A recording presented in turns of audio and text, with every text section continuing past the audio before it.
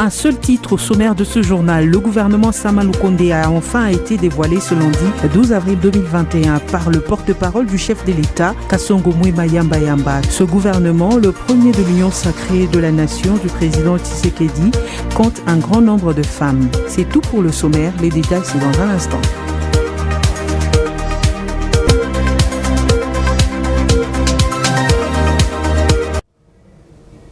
C'est parti pour cette grande édition du journal sur Wango Radio-Télévision. Mesdames, Messieurs, bienvenue dans cette édition du journal. Mais tout d'abord, infrastructure. Les avenues secondaires du quartier Kakifouloué sont dans un état de délabrement très avancé pour cause de la fréquentation régulière de camions poids lourds qui évitent le bouchon sur la route Changé-Fort.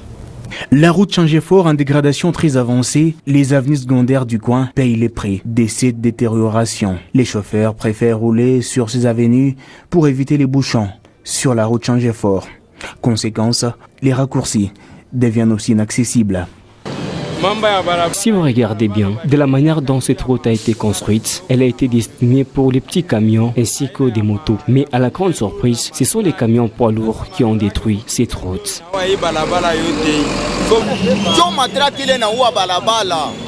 Regardez de la manière dont ils sont en train de passer. Ne pensez-vous pas que ces derniers sont aussi à la base des accidents? Pour mettre court aux accidents sur cette route, le mieux serait peut-être à ce qu'on puisse réhabiliter la route CEDEM. Parce que depuis un certain temps, on enregistre beaucoup d'accidents. La route connaît beaucoup de problèmes suite au passage des gros camions, au passage des...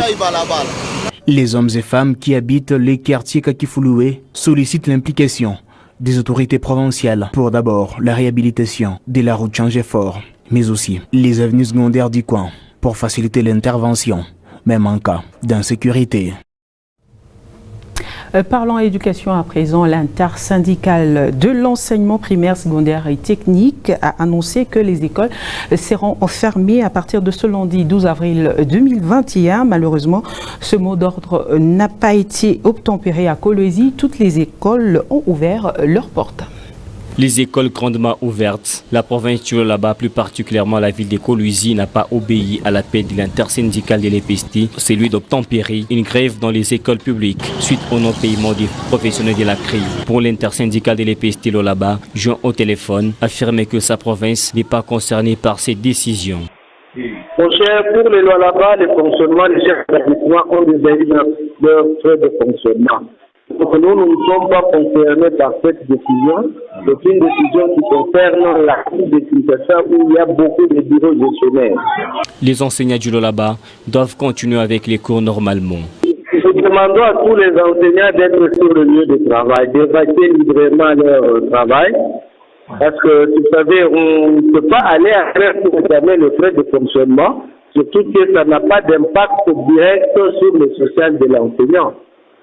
Nous pouvons demander d'aller en grève si notre salaire ne s'est pas payé ou le gouvernement ne s'est divisé totalement.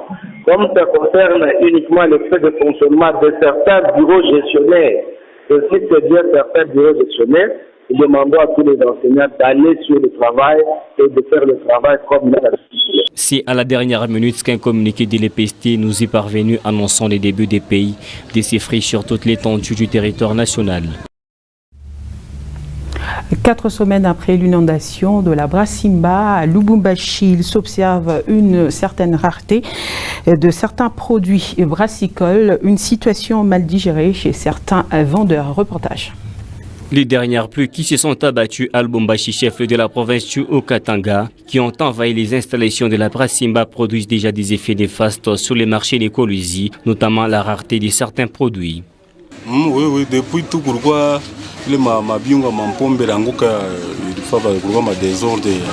Depuis que la brasserie a été inondée, il y a une carence de certains produits, notamment les petites bouteilles qui deviennent rares.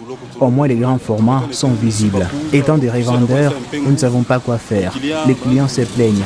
Certaines personnes n'ont pas beaucoup d'argent pour acheter de grandes bouteilles. Que la Brassimba décante un peu cette situation. Ici, il est signalé que cela fait pratiquement plus de 3 ans que l'usine de la Brassimba de Kolwezi ne produit pas et toute la province du Lualaba est actuellement approvisionnée par Lubumbashi. Le monde commémore ce 12 avril la journée de Scrabble à Kolwezi. Comme partout au Lualaba, ce jeu de lettres et des mots est en manque de promotion, contrairement aux décennies antérieures. Francine Chansa pour le reportage. En manque de promotion et des structures d'encadrement appropriées, le Scrabble est plus pratique en famille qu'en public. Rares sont des cadres appropriés existants à Kolwezi, comme partout dans le Lualaba. D'autres jeunes comme ça et qui ne jouent pas à ces jeux, pourquoi? Parce que il y a quelque part là où il y a le centre de lecture et d'animation culturelle qu'on appelle en sigle CLAC, qui n'a jamais ouvert ses portes. Depuis l'an 2016, jour pour jour, on est en l'an 2021, 5 ans comme ça, on entrepose différents jeux parce qu'il y a les jeux d'échecs, Monopoly, il y a beaucoup de jeux, même les jeux de Scrabble, j'ai vu ça, des plateaux tout neufs, mais personne n'a jamais touché à cela, personne n'a jamais joué. Antérieurement, quand on essayait de proposer la question à Madame le maire, elle nous a répondu que non, ça ne dépend pas d'elle, ça dépend de Kinshasa. Étant un jeu de lettres, de mots et des chiffres, le Scrabble est un outil de perfection de la capacité intellectuelle indispensable pour la jeunesse. Les jeunes actuellement s'adonnent à autre chose. Vous voyez, les jeunes sont dans la délinquance, sont dans du n'importe quoi avec leur téléphone. On les met dans la politique, alors les gens deviennent méfiants les uns envers les autres. C'est pas une bonne façon de construire la société. Créé en 1938 aux États-Unis d'Amérique, le Scrabble requiert le niveau intellectuel et la connaissance de la langue d'usage. Je disais en titre, le gouvernement de l'Union sacrée a été publié ce lundi 12 avril 2021. 56 ministres au total constituent ce gouvernement de Wario. Parité, jeunesse, glow-politique sont respectés dans ce gouvernement de Samalou Kondé. Et contre toute attente, sous une pluie fine, à la cité de l'Union africaine, le gouvernement des Warriors vient d'être publié après plus d'un mois de suspense.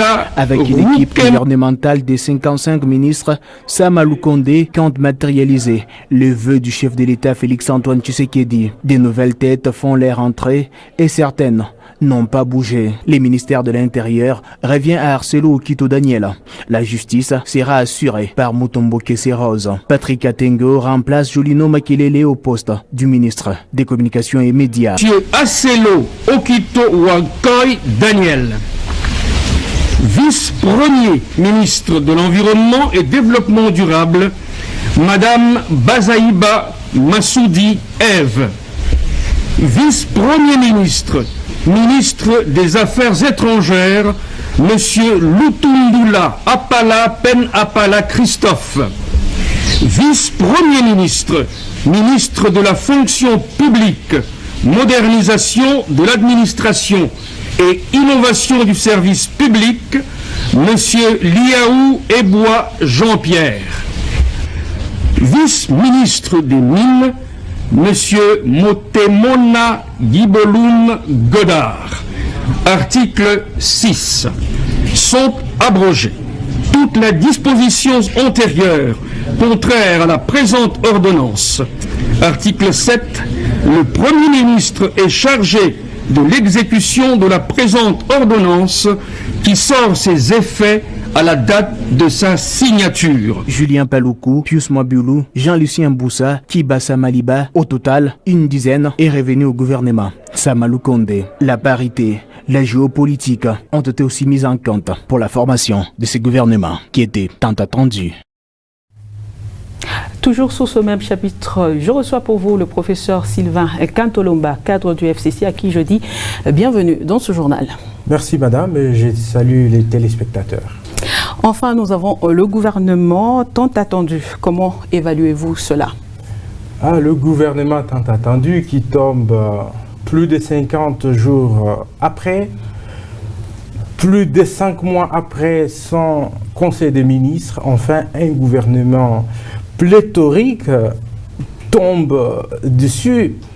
Il y a de quoi se poser des questions sur l'efficacité de ce gouvernement-là, qui du reste me laisse très dubitatif par rapport au rendement, parce que le profil de ce gouvernement est vraiment un profil qui ne rassure pas.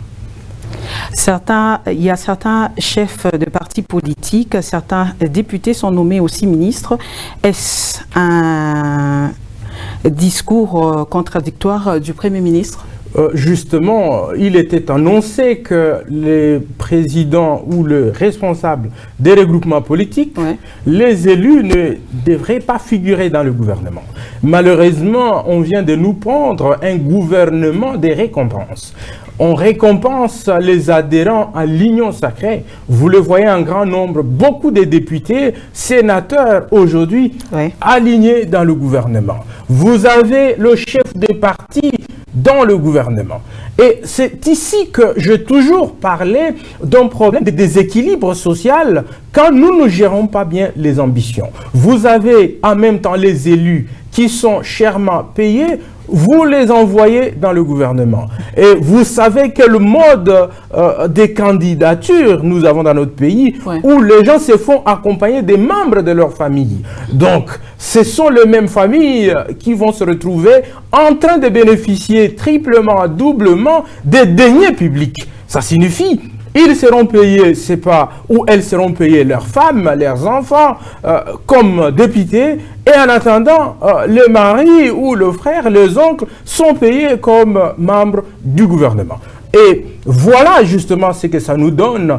On n'a pas pu tenir la promesse également de diminuer la taille du gouvernement, parce qu'il ne faudra pas que nous puissions rester dans la logique des institutions budgétivores. Vous avez un gouvernement de 56 membres, vous avez une présidence de la République avec plus de 1000 membres.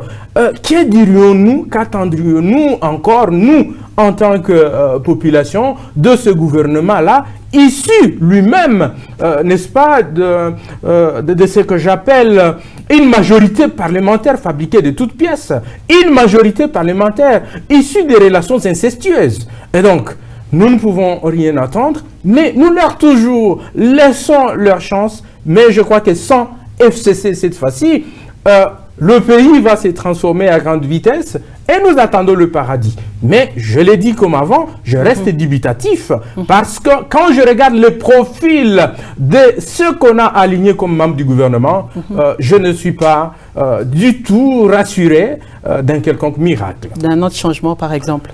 Pas du tout, je ne pense pas, parce que ce sont le même. Il y a la même qu'on pensait en ménopause d'innovation. Mais voilà, on les aligne dans le gouvernement.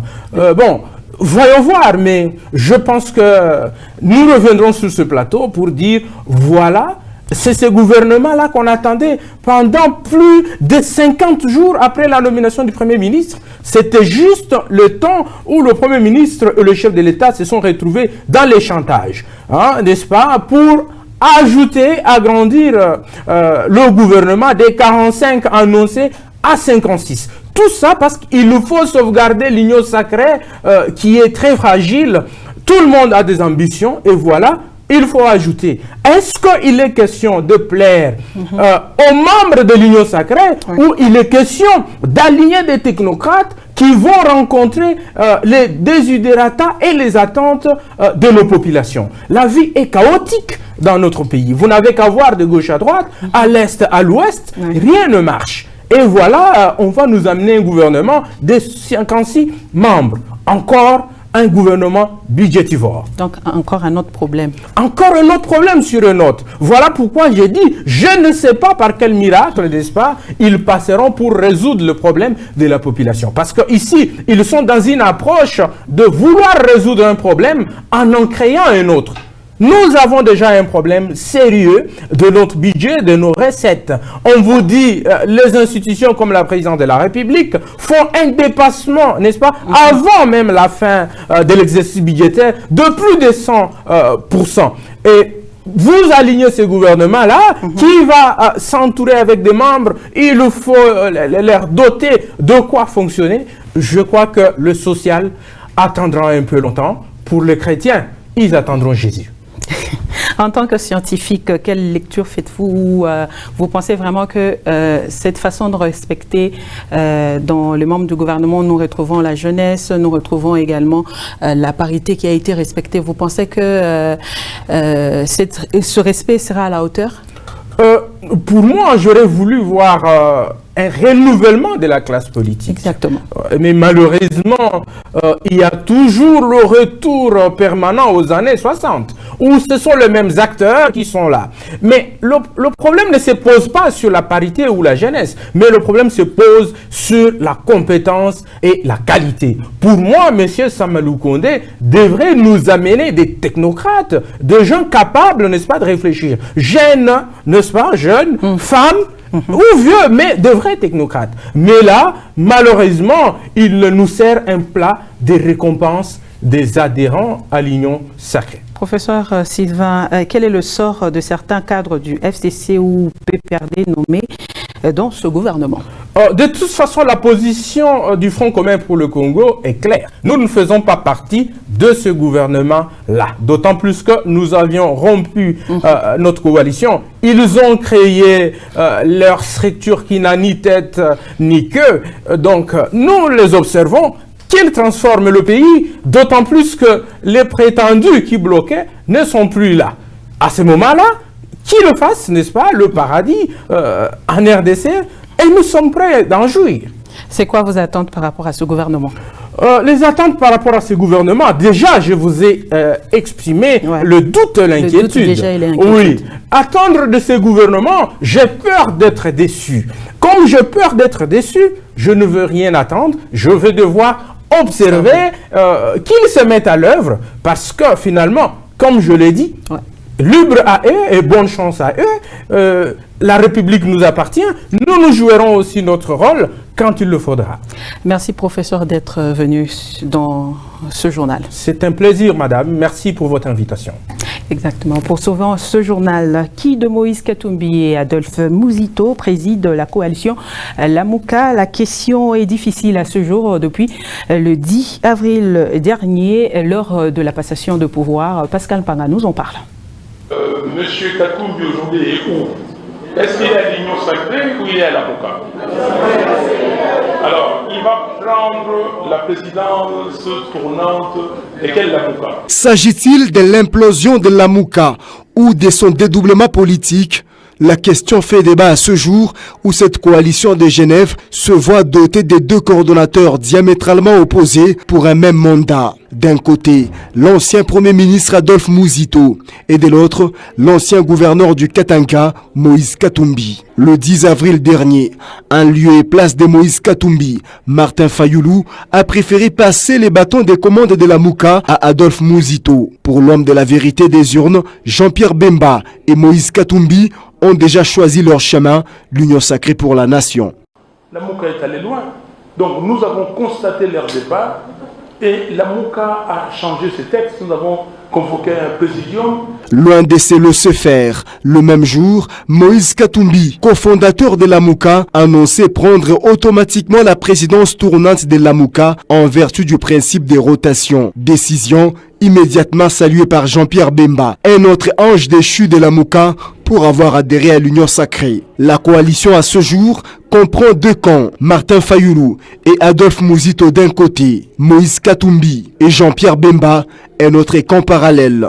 Ce qui est vrai, depuis l'avènement de Félix Tshisekedi à la magistrature suprême, la coalition Lamouka est fragilisée. Voilà l'essentiel de l'actualité, mesdames, messieurs. Merci à vous de l'avoir suivi. Bonne suite de programme sur Wango Radio Télévision. Mais l'information reste en continu sur www.wango.info. D'ici là, portez-vous bien. Au revoir.